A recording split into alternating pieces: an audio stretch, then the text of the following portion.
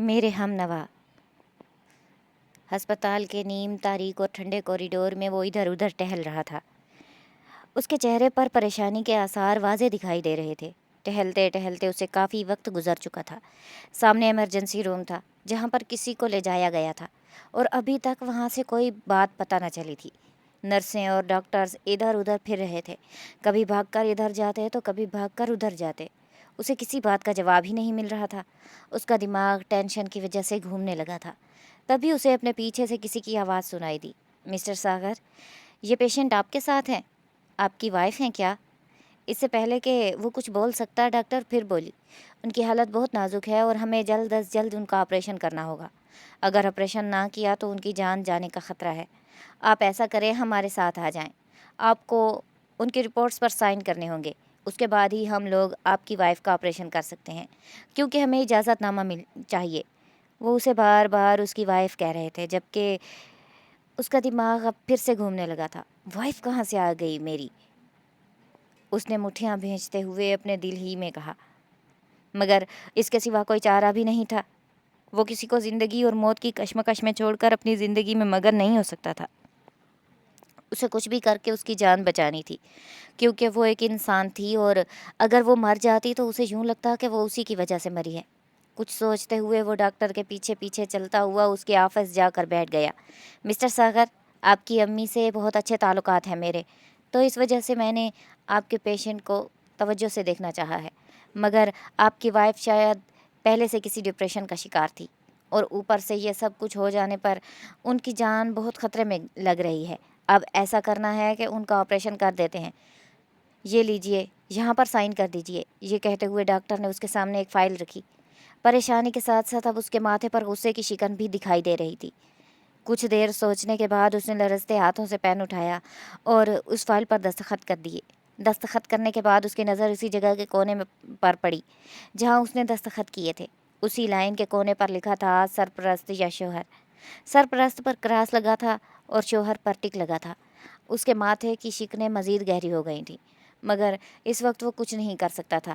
جو ہو رہا تھا اسے ہونے دینا ہی بہتر تھا۔ وہ خاموشی سے ادھر ادھر ٹہلنے لگا۔ اسے ایمرجنسی سے لے کر آپریشن تھیٹر تک لے جایا گیا اور پھر اس کا آپریشن شروع کر دیا گیا۔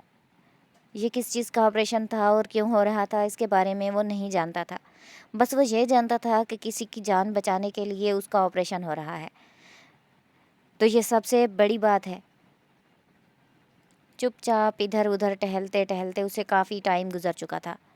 اب وہ تھک ہار کر کرسی پر بیٹھا اور جیسے ہی اس نے سر پیچھے کی طرف ٹکایا اس کی آنکھیں آہستہ آہستہ بند ہو نیند سے بوجھل ہونا شروع ہو گئیں۔ کوریڈور کی نیم تاریک اور نیم ٹھنڈی فضا اسے سونے پر مجبور کر رہی تھی۔ یہ رات کے 10 بجے کا وقت تھا۔ اس وقت تو وہ کبھی نہیں سویا تھا، مگر 2-3 دن سے وہ جاگا ہوا تھا، اسی وجہ سے نیند اس پر حاوی ہونے لگی تھی، اور دیکھتے ہی دیکھتے کب وہ نیند کی وادیوں میں چلا گیا اسے کچھ بھی پتہ نہیں چلا۔ اس کی آنکھ اس وقت کھلی جب ڈاکٹر اس کے سر پر کھڑی اسے جگانے کی کوشش کر رہی تھی۔ مسٹر ساغر، بات سنیں۔ مسٹر ساغر، بات سننا ضروری ہے۔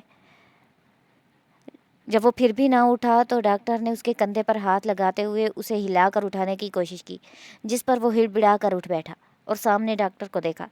پہلے اسے کچھ سمجھ نہیں آیا کہ وہ ہسپتال میں کیوں ہے، یہاں کیوں بیٹھا ہے اور اس کے سامنے ڈاکٹر کیوں کھڑی ہے۔ پھر کچھ یاد آیا تو وہ جلدی سے کھڑا ہوا۔ جی ڈاکٹر صاحبہ، بتائیے کیا بات ہے؟ وہ ایک معصوم بچے کی طرح ہاتھ باندھے تابیدار کھڑا تھا۔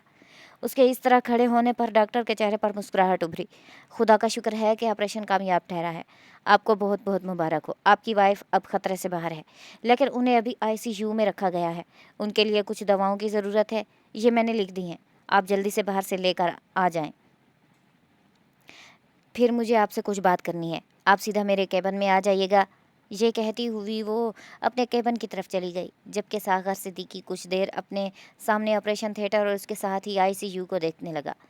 اسے اس لڑکی سے بات کرنی تھی اور ملنا تھا اس سے، مگر ابھی یہ سب کچھ ناممکن ہوتا دکھائی دے رہا تھا۔ پریشانی تھی کہ مزید بڑھتی دکھائی دے رہی تھی۔ میڈیکل سٹور پر پہنچ کر اس نے دوائی لینا شروع کی اور جب بل کا وقت آیا تو اسے پتہ چلا کہ اس کے جیب میں کیش موجود نہیں تھا اور کارڈ بھی شاید وہ گاڑی میں بھول چکا تھا، اس لیے بہتر آپشن یہی تھا کہ وہ موبائل سے ایزی پیسہ سے ٹرانسفر کر دے۔ اسے جیسے ہی اپنا موبائل نکالا اور یہ دیکھ کر حیران رہ گیا کہ اس کے موبائل پر بہت ساری مس کالز آئی ہوئی تھی۔ جب اس نے کھول کر دیکھا تو پتہ چلا کہ امی کے نام سے بہت بار کال آ چکی تھی، شاید کوئی 10 دفعہ تھی۔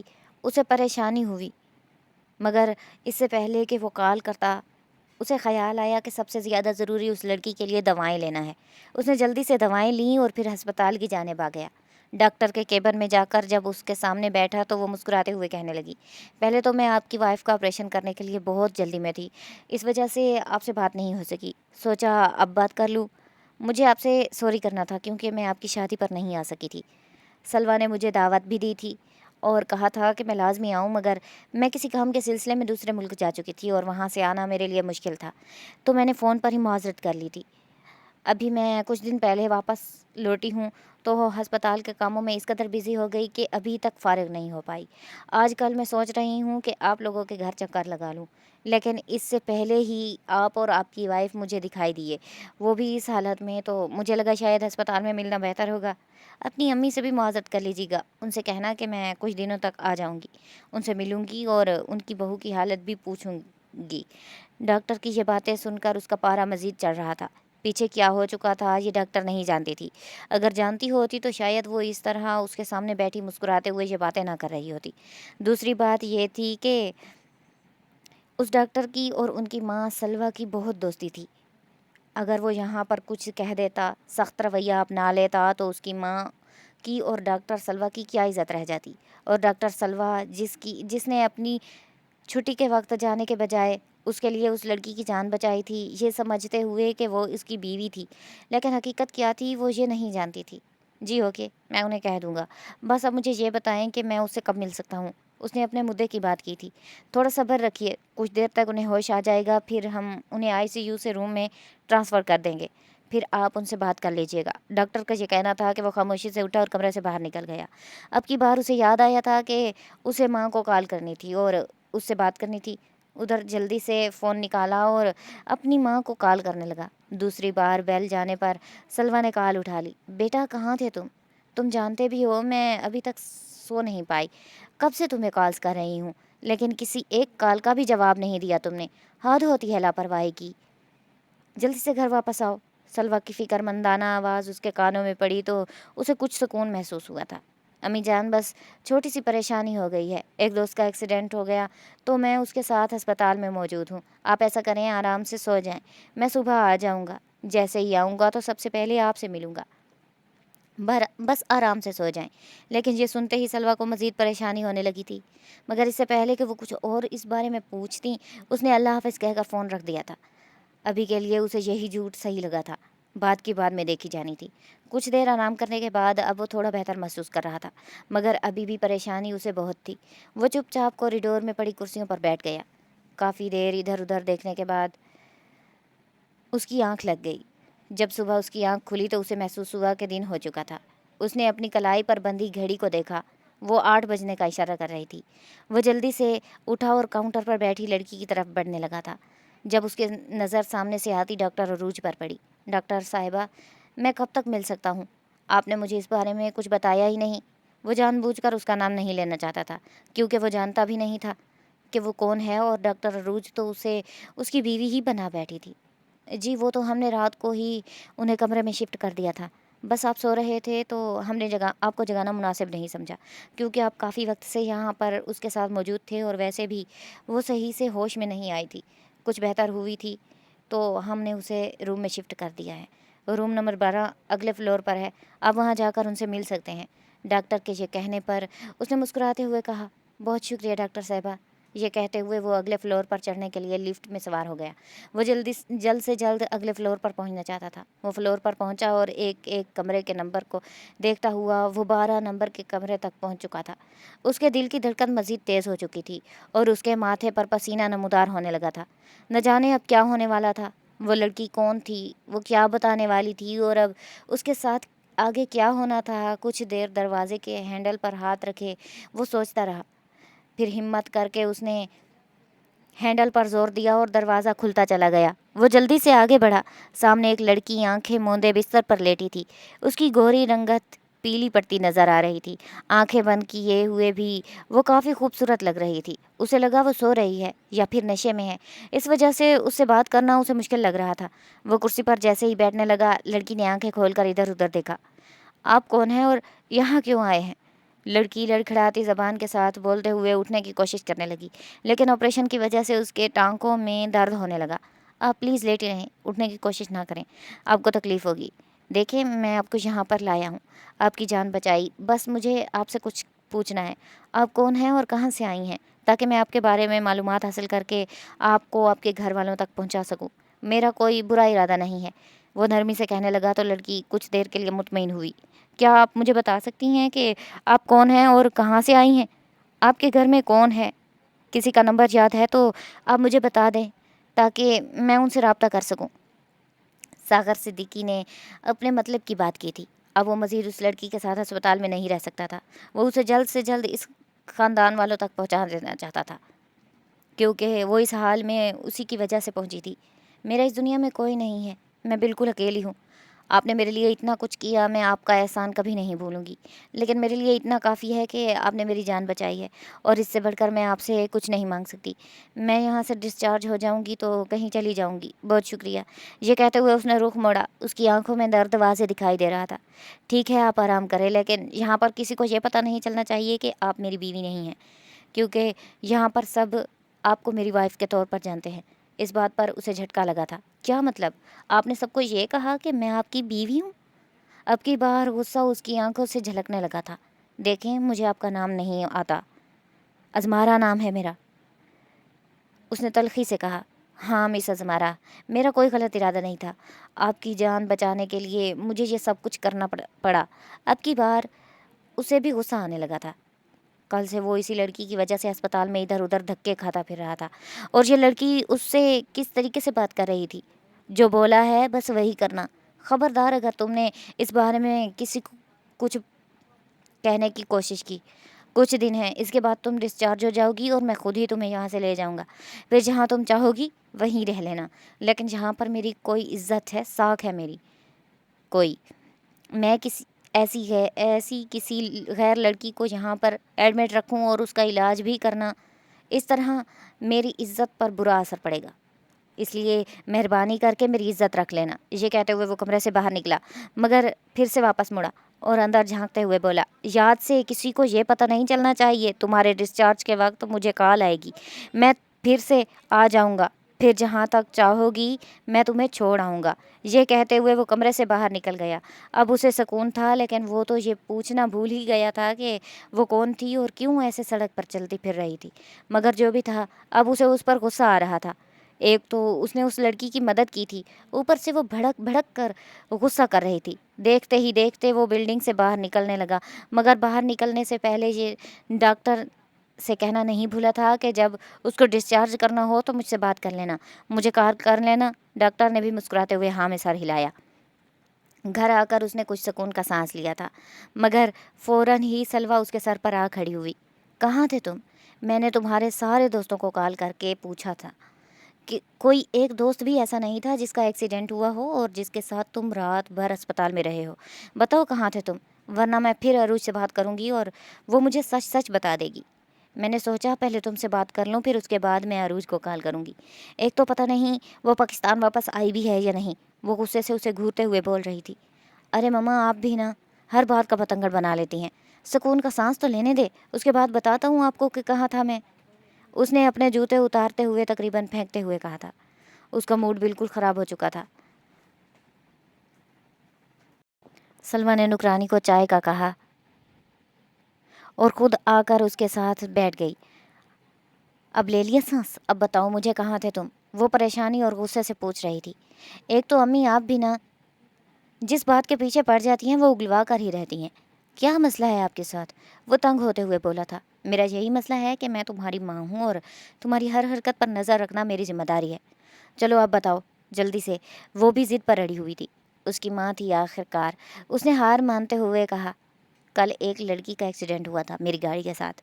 اسے میں لے کر ہسپتال پہنچا اور پھر اس کی حالت اس قدر خراب تھی کہ اگر اس کا آپریشن نہ کیا جاتا تو وہ اس دنیا سے جا سکتی تھی، لیکن آپ کا بیٹا اتنا سنگ دل نہیں ہے کہ وہ کسی کی جان نہ بچا سکے۔ اس وجہ سے میں نے اس کا علاج کروایا، اس کی جان بچائی، اس کا آپریشن کروایا۔ اب جب وہ ہوش میں آئی تو میں واپس آ گیا ہوں۔ اتنی سی بات تھی، وہاں میں آپ کو کیا بتاتا۔ ہسپتال والے سارے سمجھ رہے ہیں کہ وہ میری بیوی ہے۔ اس کے اس قدر طنزیہ انداز میں یہ بات کرنے پر اور ساری بات سن لینے کے بعد سلویٰ کا ایک جاندار قہقہا گونجا تھا اور وہ ہنستی چلی جا رہی تھی۔ انہیں یوں ہنستا دیکھ کر ساغر کے چہرے پر ناگواری کی شکنیں ابھر آئی تھی۔ آپ ہنس رہی ہیں؟ اس نے بے یقینی سے پوچھا تھا۔ اور کیا کروں پھر؟ تم ہسپتال والوں کو یہ بھی بتا سکتے تھے کہ وہ تمہاری بیوی نہیں ہے اور تم خاموشی سے اسے اپنی بیوی مانتے رہے۔ چلو خیر چھوڑو، تم نے یہ تو بہت اچھا کیا کہ تم نے اس کی جان بچا لی۔ سلویٰ نے اپنی ہنسی کو روکا اور مسکراتے ہوئے اپنے بیٹے کے کندھے پر ہاتھ رکھا۔ انہیں آج فخر محسوس ہونے لگا تھا کہ ان کا بیٹا کس قدر فرمانبردار اور رحم دل ہے، لیکن وہ یہ نہیں جانتی تھی کہ جس کے ساتھ ان کے بیٹے کا ایکسیڈنٹ ہوا تھا وہ لڑکی کون تھی۔ ساغر کو چائے پیش کرنے کے بعد اسے کھانا کھلایا اور پھر وہ اپنے کمرے میں سونے کے لیے چلا گیا، جبکہ وہ اپنے دوسرے کام نپٹانے لگی۔ اور دوسری طرف ازمارا ہسپتال کے اس حوث زدہ ماحول میں اپنی آنکھوں میں آنسو لیے اکیلی اپنے بیڈ پر بیٹھی تھی۔ اس کی آنکھوں میں بہتے ہوئے آنسو اس بات کا ثبوت تھے کہ اسے بہت گہری چوٹ پہنچی ہے، اور وہ چوٹ کس نے پہنچائی تھی؟ اس کے دل میں درد کی ٹیس اٹھ رہی تھی، لیکن یہ درد اسے کس نے دیا تھا یہ کوئی نہیں جانتا تھا۔ اس نے اپنی آنکھیں صاف کی اور خاموشی سے بستر پر پڑی رہی۔ کچھ دن یوں ہی گزرے۔ اس کے ٹانکے کھلے تو پھر ڈاکٹر نے اسے ڈسچارج کر دیا، لیکن ڈاکٹر اس سے پہلے ساغر صدیقی کو کال کرنا نہیں بھولی تھی۔ جیسے ہی ڈسچارج کا وقت ہوا وہ اس وقت وہیں پر پہنچ چکا تھا۔ وہ اس کے ساتھ گاڑی میں آ کر بیٹھی۔ گاڑی تھوڑی آگے بڑھی تو اس نے فوراً کہا، آپ مجھے یہیں اتار دیں، اس سے آگے میں آپ کے ساتھ نہیں جانا چاہتی، اور نہ ہی میرا کوئی آگے ٹھکانہ ہے جس ٹھکانے پر میں آپ کو یہ بولوں کہ آپ مجھے اتار دیں، میں یہیں سے اپنا کوئی ٹھکانہ ڈھونڈ لوں گی۔ یہ کہتے ہوئے وہ گاڑی سے اترنے کی کوشش کرنے لگی۔ گاڑی کا دروازہ لاک تھا، گاڑی کو بریک لگ چکی تھی، مگر یہاں بھرے روڈ پر میں آپ کو اکیلے نہیں چھوڑ سکتا۔ کوئی تو آپ کا رشتہ دار ہوگا جس کے گھر میں آپ کو چھوڑ دوں۔ لیکن وہ بضد تھی، اس کی ضد اب ساغر کو غصہ آنے لگا تھا۔ وہ ویسے ہی بہت غصے والا تھا اور اس لڑکی پر تو اسے ویسے بھی بہت غصہ آ رہا تھا۔ اس نے اس لڑکی کی ضد پر خاموشی سے اسے وہیں اتارا اور زن سے گاڑی بھگا لے گیا۔ سنسان سے روڈ پر کھڑی بے سہارا ازمارا نے گاڑی کو جاتے ہوئے بے بسی سے دیکھا تھا۔ اس کی آنکھوں میں آنے والے آنسو اس بات کی گواہی تھے کہ اس کے دل میں کوئی گہری چوٹ لگی ہے، لیکن اس بارے میں ابھی وہ کسی کو نہیں بتا سکتی تھی۔ کافی دیر وہیں بیٹھ کر ڈھیر سارا رو لینے کے بعد وہ اٹھ کر آگے کی طرف قدم بڑھانے لگی۔ اس کے چہرے سے صاف ظاہر تھا کہ وہ کسی محفوظ پناہ کی تلاش میں ہے۔ فیصلہ کن انداز میں اس نے سر جھٹکا اور آگے کی طرف بڑھنے لگی۔ وہ اپنی منزل کی طرف رواں ہو رہی تھی، لیکن وہ نہیں جانتی تھی کہ اس کی منزل کہاں تھی۔ کہیں وہی منزل تو نہیں جس سے وہ بھاگی تھی؟ اس بارے میں بھی اسے خیال نہیں آیا تھا۔ بس وہ خاموشی سے چلتی رہی اور چلتی رہی۔ اسے وہاں چھوڑنے کے بعد کافی دیر ساغر ادھر ادھر ٹہلتا رہا تھا، اپنے دوستوں کے ساتھ باتیں کرتا رہا۔ پھر اس کے بعد آفس میں کام کرنے کے بعد وہ اب شام کو گھر لوٹا تھا، بہت تھک چکا تھا۔ اس نے ڈرائنگ روم میں داخل ہوتے ہی اپنی ٹائی نوچ کر پھینکنا چاہی تھی، اور اس سے پہلے کہ وہ اپنی ماں کو آواز دیتا اس کے کانوں میں کسی کی آواز پڑی تھی، کسی کی روتی ہوئی اور پریشان آواز۔ یہ آواز اس نے پہلے بھی کہیں سن رکھی تھی، لیکن کہاں اسے یاد نہیں آ رہا تھا۔ بے اختیار اس کے قدم ڈرائنگ روم کے ساتھ ہی بنے ٹی وی لاؤنج کی طرف اٹھنے لگے۔ جوں جوں وہ قدم اٹھا رہا تھا آواز اس کے قریب ہوتی جا رہی تھی۔ وہ دروازے پر جا کر کھڑا ہوا تو سامنے کا منظر اسے حیران کرنے کے لیے کافی تھا۔ کوئی ٹی وی لاؤنج کے اس صوفے پر بیٹھا تھا جس صوفے کی پیٹھ دروازے کی طرف تھی، اور اس کے ساتھ ہی سلویٰ بیٹھی تھی۔ سلویٰ اگلے صوفے پر بیٹھی تھی جو کہ دروازے سے آتے ہوئے شخص کو صاف دکھائی دے سکتا تھا۔ کوئی بات کرتے ہوئے سامنے بیٹھی ہوئی لڑکی رو پڑی تھی۔ سلویٰ جلدی سے اٹھ کر اس کے پاس آئی اور اسے سینے سے لگا لیا۔ فکر مت کرو بیٹا، خدا کا شکر ہے کہ تمہیں ان کی حقیقت معلوم ہو گئی، ورنہ تم کیا کرتی؟ اگر سب کچھ ختم ہو جاتا یا خدا نخواستہ تمہیں کسی قسم کا وہ نقصان پہنچا دیتے تو پھر کیا ہوتا؟ شکر کرو میری بچی کہ سب کچھ ٹھیک ہو گیا ہے، اور تم نے بہت اچھا کیا کہ میرے پاس چلی آئی ہو۔ سلویٰ نے اسے سینے سے لگایا اور سلویٰ کی آواز بھی تقریباً روندھی ہوئی تھی۔ یوں لگ رہا تھا وہ بھی رو رہی ہیں۔ اب وہ لڑکی صرف رو رہی تھی، اس لڑکی کے صرف بال نظر آ رہے تھے، مگر وہ تھی کون؟ اور سلویٰ اس کے اس قدر قریب کیوں بیٹھی تھی؟ اسے اپنی بیٹی بیٹی کیوں کہہ رہی تھی؟ نہ جانے وہ کون ہے؟ ساغر کے دماغ میں سوال ابھر رہے تھے، مگر اسے اس بارے میں سوچنا اچھا نہیں لگ رہا تھا۔ وہ خاموشی سے واپس اپنے کمرے میں چلا گیا۔ وہ ان دونوں کو ڈسٹرب نہیں کرنا چاہتا تھا۔ کمرے میں آ کر وہ سکون کی نیند سویا۔ اسے سلویٰ کھانے کے لیے بلانے بھی آئی تھی، مگر اس نے کھانے سے انکار کر دیا۔ اسے زوروں کی نیند آئی تھی، اس لیے وہ خاموشی سے اپنے کمرے میں سو گیا تھا، اور کھانے کے لیے بلانے کے لیے جب وہ آئی تو تب بھی وہ نہ اٹھا تھا۔ صبح ناشتے پر وہ سب سے پہلے آ کر بیٹھا ہوا تھا۔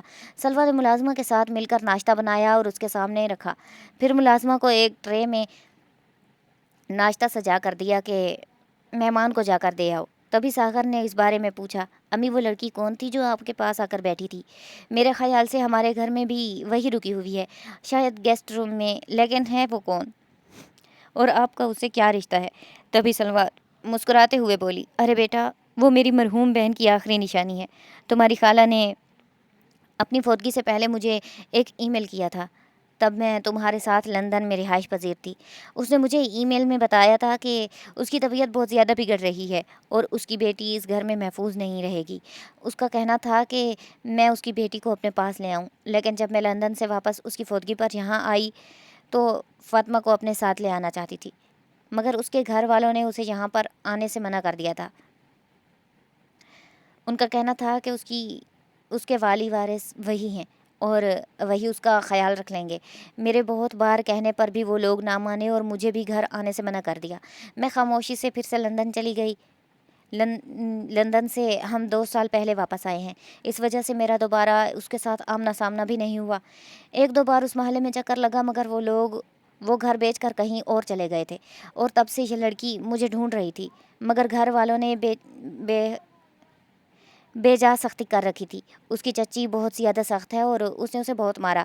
اس کے لیے بہت اچھا رشتہ آیا تھا، چونکہ یہ اپنی کزن میں سے سب سے زیادہ خوبصورت ہے، تو اس کی کزن کا رشتہ آیا تھا اور وہ لوگ اسے پسند کر کے چلے گئے تھے، لیکن اس کی چچی کو یہ گوارا نہیں تھا اور اس کی چچی نے اس پر بے بنیاد الزامات لگانا شروع کر دیے۔ پھر یوں ہوا کہ ایک روز اس کی چچی کا بڑا بھائی، جو کہ نشئی بھی ہے، وہ اس کے گھر آیا تھا اور اس کے ساتھ زیادتی کرنے کی کوشش کی تھی، مگر یہ وقت پر اپنے چچا کو آوازیں دینے لگی تو اس کی چچی نے اسے مارا اور کہا کہ یہی غلط ہے، اور پھر ان لوگوں نے اسے گھر سے باہر نکال دیا۔ گھر سے باہر نکالے جانے کے باوجود بھی وہ لڑکا باز نہ آیا اور اس کے پیچھے ہی لگا رہا، یہاں تک کہ اس معصوم سی بچی کو اغوا کرنے کی بھی کوشش کی۔ یہ تو اس کی قسمت اچھی تھی کہ یہ بھاگ نکلی، مگر ابھی بھی مجھے لگتا ہے کہ اس نے مجھ سے باتیں کچھ چھپائی ہیں اور شاید وہ بتانے کا حوصلہ نہیں کر پا رہی۔ خدا خیر کرے، مجھے تو بیچاری بچی کی بہت فکر لگ رہی ہے۔ کاش کہ میں اس وقت سب سے لڑ کر اسے اپنے پاس لے آتی تو آج اس کے ساتھ یہ سب کچھ نہ ہوا ہوتا۔ سلویٰ کی آنکھیں نم ہونے لگی تھیں اور یہ سب کچھ سن کر ساغر بھی خاموش ہو گیا تھا۔ وہ آفس کے لیے باہر نکلا اور دوسری طرف سلویٰ بھی اپنی بھانجی کی آؤ بھگت میں لگ گئی۔ دن یوں ہی گزرا، لیکن آج جب شام کو وہ واپس آیا تو گھر کی فضا کچھ الگ ہی تھی۔ سلویٰ اپنے کمرے میں اسے یاد کر رہی تھی۔ ملازمہ نے آتے ساتھ ہی اسے کہا کہ وہ سلویٰ بی بی کے کمرے میں چلے جائیں۔ جب وہ سلویٰ کے کمرے میں آیا تو مسکراتے ہوئے کہنے لگا، کیا ہوا امی جان، سب ٹھیک تو ہے؟ آپ نے بلایا اور وہ بھی اکیلے میں، اپنے کمرے میں، سب خیریت تو ہے نا؟ مسکراتے ہوئے شوق انداز میں وہ بولا تو سلویٰ نے بھی کسی مسکراہٹ اس کی طرف اچھالی۔ بیٹا، بات یہ ہے کہ مجھے تم سے کچھ ضروری بات کرنی ہے، اور میں یہ بھی جانتی ہوں کہ تم مجھے انکار نہیں کرو گے، لیکن بیٹا تمہاری مرضی کے بغیر میں یہ کام نہیں کر سکتی، اور مجھے تم پر بھروسہ ہے، تم میری بات ضرور مانو گے، تم مجھے انکار تو نہیں کرو گے نا؟ میرے بچے، سلویٰ اٹھ کر اس کے پاس آئی اور اس کے ہاتھوں کو اپنے ہاتھوں میں لے کر نم آنکھوں کے ساتھ کہہ رہی تھی، جبکہ اب ساغر بے چینی کا شکار ہوتے دکھائی دے رہا تھا، امی سب ٹھیک تو ہے نا؟ اب کیا بات کہنے جا رہی ہیں؟ اس نے فکر مندی سے پوچھا تو سلویٰ بیگم نے کچھ دیر کے لیے اپنے آپ کو اس بات کے لیے تیار کیا اور پھر کہنے لگی، میں تمہارا نکاح اپنی بھانجی ازمارا فاطمہ سے کرنا چاہتی ہوں، اور اس کام میں دیر نہیں چاہتی، کیونکہ وہ پہلے ہی بہت ٹوٹی ہوئی ہے اور اس گھر میں اس کا رہنا یوں بھی ٹھیک نہیں ہے کہ اس گھر میں تم جوان جہان ہو، اور بیٹا میں جانتی ہوں کہ تمہاری زندگی میں جو پہلا تجربہ رہا شادی کا وہ کچھ اچھا نہیں تھا، مگر میں تمہیں اب یوں نہیں دیکھ سکتی۔ میں چاہتی ہوں کہ تم اپنی نئی زندگی شروع کرو، اور وہ بھی ازمارا کے ساتھ۔ ازمارا بہت اچھی لڑکی ہے اور میں جانتی ہوں وہ تمہیں بہت خوش رکھے گی، اور بیٹا اس کے سر پر بھی سایہ نہیں ہے، تم میری بات مان سکتے ہو بیٹا، تمہاری ماں کی عزت کا سوال ہے۔ میں نے اپنی بھانجی سے کہا کہ میں اسے بڑے دھوم دھام سے عزت کے ساتھ اپنی بہو بناؤں گی، لیکن وہ بضد تھی کہ میرا بیٹا راضی ہو جائے، اور وہ بھی تمہیں نہیں جانتی، تم بھی اسے نہیں جانتے، مگر بیٹا زندگی تو گزارنی ہے نا۔ تم لوگوں نے مانا کہ تمہاری زندگی میں بہت سی مشکلات آئی ہیں اور اس کی زندگی میں بھی بہت سارے صدمات آئے ہیں، لیکن بیٹا کسی صدمے کے زیر اثر اپنے آپ کو کسی ایک چیز کا پابند کر لینا، یہ کہاں کی عقل مندی ہے۔ اب کی بار سلویٰ بیگم بہت سنجیدہ تھی، سنجیدگی ان کی آنکھوں سے نظر آ رہی تھی۔ امی جی آپ کیا کہہ رہی ہیں؟ میں کسی ایسی لڑکی کو کیسے اپنی زندگی میں شامل کر سکتا ہوں جسے میں نے کبھی دیکھا ہی نہیں؟ اور امی، سائمہ کے ساتھ میری زندگی بڑی ناگوار گزری ہے، اور میرے اندر اتنا حوصلہ نہیں ہے کہ میں اب دوبارہ سے اسی منزل پر چلوں۔ میں دوبارہ شادی نہیں کرنا چاہتا، بس اس نے میرے ساتھ بے وفائی کی ہے۔ مجھے لگتا ہے کہ اس دنیا کی ہر لڑکی ایسی ہی بے وفا ہوتی ہے۔ وہ جلدی سے سلویٰ کے ہاتھوں سے ہاتھ چھڑاتا بیزار لہجے میں بولا تھا، مگر وہ کہنے لگی، ٹھیک ہے، اگر تم یہ کہتے ہو کہ تم دونوں ایک دوسرے سے ملے نہیں ہو، انجان ہو، تو تم لوگوں کی جان پہچان کرا دیتی ہوں۔ ازمارا بیٹا ذرا میرے کمرے میں آنا۔ سلویٰ بیگم اپنے کمرے سے سر باہر نکالتی ہوئی اونچی آواز میں ازمارا کو آواز دینے لگی تھی۔ کچھ ہی لمحوں بعد ازمارا اس دروازے پر کھڑی تھی، لیکن جو ہی ازمارا اور ساغر کا آمنا سامنا ہوا، دونوں حیرت کے مارے آنکھیں نہیں جھپک سکے۔ تم یہاں؟ وہ انگلی کے اشارے سے اسے دیکھتا ہوا بے یقینی سے بولا تھا۔ آپ یہاں؟ وہ بھی بوکھلاہٹ کا شکار ہوتے ہوئے کہنے لگی تھی۔ تو سلویٰ بیگم نے حیرانگی سے ان دونوں کو باری باری دیکھا، پھر کہنے لگی، تم دونوں ایک دوسرے کو جانتے ہو؟ ان کے سوالیہ انداز پر ساغر نے ان کی طرف متوجہ ہوتے ہوئے کہا، ارے میں نے آپ کو بتایا تھا نا کہ ایک لڑکی کا ایکسیڈنٹ ہوا تھا اور اس کی جان کا خطرہ تھا، اور میں نے اس کا آپریشن کروایا تھا۔ نرس یہ سمجھ رہی تھی کہ یہ میری وائف ہے، اور یہاں تک کہ عروج آنٹی بھی یہی سمجھ رہی تھی۔ یہی تو تھی۔ اب تمہاری ہمت کیسے ہوئی میرے گھر آنے کی؟ تب جب میں نے تمہیں کہا تھا کہ چلو میرے گھر چلو، تب تمہارے پاس غصے کے علاوہ اور کوئی کام نہیں تھا۔ اب یہاں کیا کر رہی ہو؟ سلویٰ بیگم کو بتا کے اب پھر وہ ازمارا کی جانب متوجہ ہوا تھا۔ مجھے نہیں پتا کہ یہ آپ کا گھر ہے، ورنہ میں یہاں کبھی نہیں آتی۔ میں اپنی خالہ جان سے ملنے آئی تھی۔ یہ کہتے ہوئے اس نے اپنے آنسو صاف کیے، اور اس سے پہلے کہ وہ واپس مڑ کر کہیں چلی جاتی، سلویٰ بیگم جلدی سے آگے بڑھیں اور اسے اپنے ساتھ اندر لے آئی۔ ان دونوں کو صوفے پر بٹھایا اور خود بیڈ پر بیٹھتے ہوئے بولنے لگی، دیکھو بیٹا، زندگی صدمات کے ساتھ وہیں رک جانے کا نام نہیں ہے، بلکہ وہ تو آگے چلنے کا نام ہے۔ زندگی گزارنے کا حق تم لوگوں کے پاس ہے، پھر کیوں تم لوگ اپنی اپنی زندگی کو برباد کر رہے ہو؟ میں جانتی ہوں کہ تم دونوں اس بات کے لیے راضی نہیں ہو، لیکن یہ اب میرا فیصلہ ہے اور یہ تم لوگوں کو ماننا ہوگا۔ میں تم دونوں کا نکاح آج شام ہی کر رہی ہوں، اس کے علاوہ میں کوئی بات نہیں سنوں گی، سمجھے تم دونوں؟ سلویٰ بیگم کو لگا تھا کہ اب ان دونوں پر سختی کرنی جائز ہوگی، جبکہ ساغر اس معاملے میں اختلاف کرنے لگا۔ امی، ہرگز نہیں، میں یہ شادی کبھی نہیں کروں گا، مجھے کسی لڑکی پر یقین نہیں ہے۔ ازمارا، کیا تم اس شادی کے لیے راضی ہو؟ اگر تم راضی ہو تو بھی میں یہ شادی نہیں کروں گا، اور اگر تم راضی نہیں ہو تو میں کبھی بھی تم سے شادی نہیں کروں گا، کیونکہ میری زندگی میں پچھلی بار ہونے والے حادثے نے مجھے بہت توڑ کر رکھ دیا ہے۔ میری ماں یہ بات نہیں سمجھ رہی، لیکن عورت بے وفا ہوتی ہے، یہ میں اچھے سے جانتا ہوں، اس لیے میری دوسری شادی کروا رہے ہیں، بلکہ بالکل بھی سوچنے کی ضرورت نہیں ہے۔ یہ کہتا ہوا وہ کمرے سے باہر نکل گیا۔ ابھی وہ کمرے سے 2 قدم آگے ہی بڑھا تھا کہ جب اس کے کانوں میں سلویٰ بیگم کی آواز سنائی دی، ازمارا، کیا تم اس شادی کے لیے راضی ہو؟ اگر تمہیں کوئی اور پسند ہے تو مجھے بتا دو۔ لیکن ازمارا نے آہستگی سے کہا، خالہ جان، میں آپ کے فیصلے پر رضامند ہوں۔ میں جانتی ہوں کہ میرا اس دنیا میں کوئی نہیں ہے، آپ جیسا کریں گی میرے لیے بہتر ہی کریں گی، آپ کے علاوہ میرے بارے میں اور سوچتا ہی کون ہے؟ جبکہ اسی بات پر ساغر کو مزید غصہ آیا تھا۔ وہ پیر پٹکتا ہوا کمرے سے باہر نکل گیا، گاڑی سٹارٹ کی اور ساحل سمندر پر جا کر خاموشی سے گاڑی ایک طرف کھڑی کر کے وہاں وہ کئی سوچوں میں گم ہو گیا۔ 6 مہینے پہلے جب وہ لندن سے واپس آیا تو اس پاکستانی لڑکی سائمہ سے محبت ہو گئی تھی۔ سائمہ ایک مڈل کلاس گھرانے کی ایک معصوم سی لڑکی تھی، مگر وہ نہیں جانتا تھا کہ یہ معصوم سی لڑکی اسے ناکو چنے چبوا دے گی۔ وہ کسی کزن کی شادی پر اسے ملا تھا، اور پھر دیکھتے ہی دیکھتے ان دونوں کے درمیان نمبروں کا تبادلہ ہوا تھا، اور ان دونوں کے درمیان باتیں ہونا شروع ہو گئی تھی۔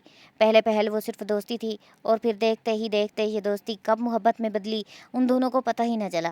پھر اس کے بعد جب وہ یہاں پر بیاہ کر آئی تو بہت اچھی تھی، مگر 10 دن بعد اس نے اپنے اصلی رنگ دکھانا شروع کر دیے تھے۔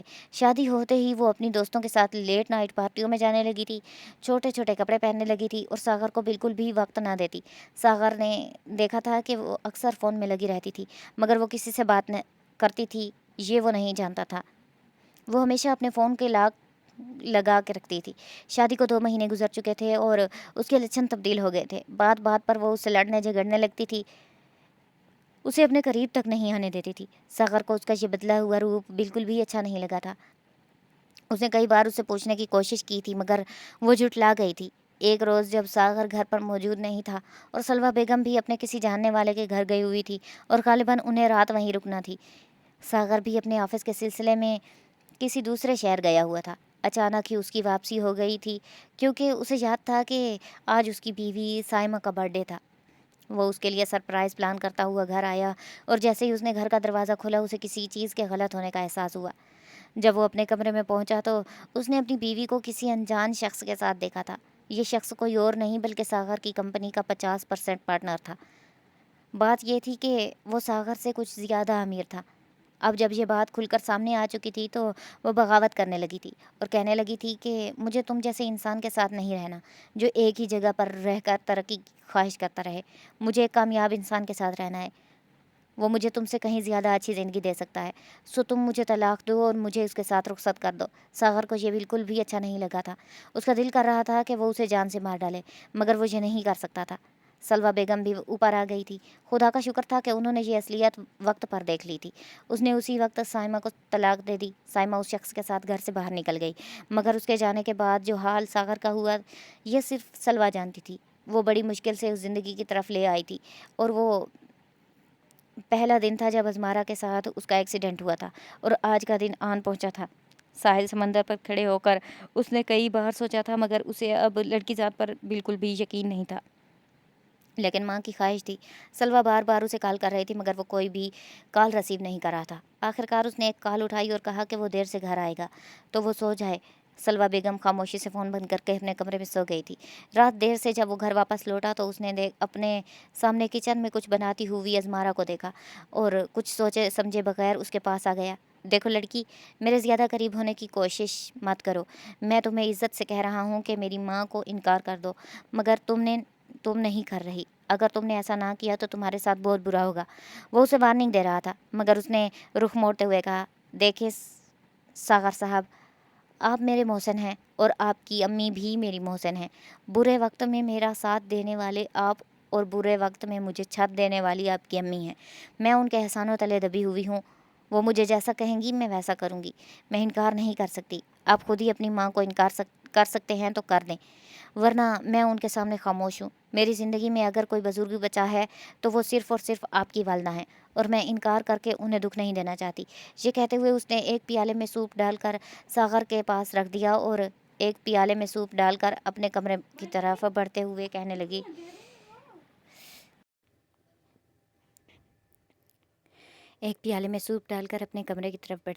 لگی، مجھے پتہ ہے آپ نے کچھ نہیں کھایا ہوگا اس لیے سوپ پی لیں۔ یہ کہتے ہوئے وہ اپنے کمرے کی طرف چلی گئی جبکہ وہ غصے سے مٹھیاں بھینچ کر رہ گیا۔ دوسرے دن جمعہ المبارک کا دن تھا۔ سلویٰ نے جیسے اعلان کیا تھا کہ وہ ان دونوں میں سے کسی کی بھی نہیں سنے گی، سو اسی لیے اس نے جلد از جلد نکاح کا پروگرام بنا دیا اور ان دونوں کو نکاح کر کے اس نے ساغر کے کمرے میں ازمارا کو بھیج دیا۔ ساغر کے دوستوں کو بھی اس نے بلا لیا تھا، جنہوں نے ساغر کا کمرہ کسی دلہن کی طرح سجا دیا تھا۔ شام کے وقت ان کا نکاح ہوا اور اب رات تھی۔ وہ کافی دیر سے اس کا انتظار کر رہی تھی۔ ان کے کمرے میں کینڈل لائٹ جل رہی تھی جس سے کمرے میں خوابناک ماحول پیدا ہو رہا تھا۔ دوسری طرف ان کے سیج تازہ تازہ گلاب اور موتیوں کے پھولوں سے بنی ہوئی تھی۔ یہ بالکل کسی شہزادی کی آرام گاہ کی طرح لگ رہا تھا۔ ازمارا کے دل میں 100 طرح کے وسوسے سر اٹھانے لگے تھے مگر اس نے اپنے آپ کو ٹھنڈا کرنے کی کوشش کی تھی۔ کچھ دیر بعد دروازہ کھلا اور وہ اندر داخل ہوا۔ میں نے تم سے کہا تھا نا کہ انکار کر دو مگر نہیں، تم نہیں مانی، جبکہ تم یہ جانتی تھی کہ میری امی اب میری ایک نہیں سنے گی، اس کے باوجود تم نے انہیں انکار نہیں کیا۔ آخر سمجھتی کیا ہو تم خود کو، ہاں؟ وہ غصے سے آگے بڑھا اور بیڈ پر بیٹھی ہوئی معصوم سی ازمارا کا بازو اپنے مضبوط ہاتھ میں لے لیا تھا۔ وہ اس سے 8 سال بڑا تھا۔ اس کا یہ برتاؤ دیکھ کر ازمارا کے آنسو بہنے لگے۔ نہیں کیا نا تم نے انکار، اب میں جو تمہیں سزا دوں گا اس کے لیے تیار رہو، اور بے وفائی کی اگر تم نے کوشش بھی کی نا تمہاری جان لے لوں گا، لیکن اب جو تم نے انکار نہیں کیا تھا نا اس کی سزا تمہیں مل کر رہے گی۔ یہ کہتے ہوئے اس نے اس کا دوپٹہ کھینچ کر سائڈ کیا۔ क्योंकि दुपट्टे पर जो काम था वो बार बार बहुत भारी था, और वो दुपट्टा बार बार अज़मारा के मुंह पर आ रहा था। अज़मारा की आंखों से आंसू निकल आए थे। आपने मुझे जो सज़ा देनी है दे ली, लेकिन मैं बेवफ़ा नहीं हूँ, और ना ही बेवफ़ाई करना मेरे खून में शामिल है। आप ये ना भूलें कि मेरा आपकी अम्मी से खून का रिश्ता है। अगर वो वफ़ादार माँ हैं, आपके बाप की वफ़ादार बीवी हैं, तो मैं भी उनकी भांजी हूँ, मैं भी वफ़ादार ही होंगी।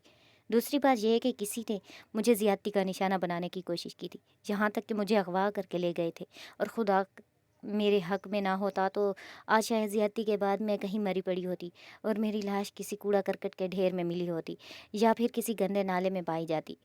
उस शख्स ने मुझे बहुत अज़ियत दी थी, लेकिन मैं उसके चंगल से भागने के लिए थी। मेरे लिए अब यही गनीमत था कि कोई इंसान मुझे अपना नाम दे दे। मैं आपसे कुछ नहीं चाहती, बस आप मुझे अपना नाम मत छीनें। मुझे तलाक मत दीजिएगा। मैं इस घर के किसी कोने में रह लूँगी, या मैं आप लोगों की नौकरानी बनकर रह जाऊँगी, मगर मेरे साथ इतना बड़ा जुल्म ना करें। मुझे तलाक मत दें। जो सज़ा होगी मुझे कबूल होगी, मगर तलाक जैसी सज़ा कभी नहीं सह पाऊँगी। वो रोते रोते हिचकियाँ लेकर रोने लगी थी। न जाने क्यों सागर को उस पर तरस आ गया था। उसने उसका बाजू थामा और आहिस्तगी से फिर से बेड पर बिठा दिया। मुझे नहीं पता था कि तुम्हारे साथ ये सब कुछ हुआ है, लेकिन मैं क्या करूँ, मेरे साथ जो हुआ उसने मुझे कहीं चैन नहीं लेने दिया। तुम नहीं जानती कि मेरे साथ क्या हुआ। अब की बार वो थका हारा महसूस हो रहा था। मैं जानती हूँ, मुझे सलवा खाला ने सब कुछ बता दिया है। अब मेरा यकीन करें, मैं सारी ज़िंदगी आपकी वफ़ादार रहूँगी। भले ही मैं एक बहुत छोटे घराने से ताल्लुक़ रखती हूँ, भले मैं बहुत गरीब हूँ, लेकिन मैं दिल की बुरी नहीं हूँ। मुझे किसी चीज़ का लालच नहीं है। मुझे बस अपने अपने चाहिए जो मेरे बारे में सोचें। वो रोते हुए कह रही थी। सागर ने उसके आंसू साफ़ करते हुए उसे अपने सीने से लगा लिया था। उसे समझ आ गया था कि शायद ये वो लड़की है जो उसे समझ सकती है और संभाल सकती है।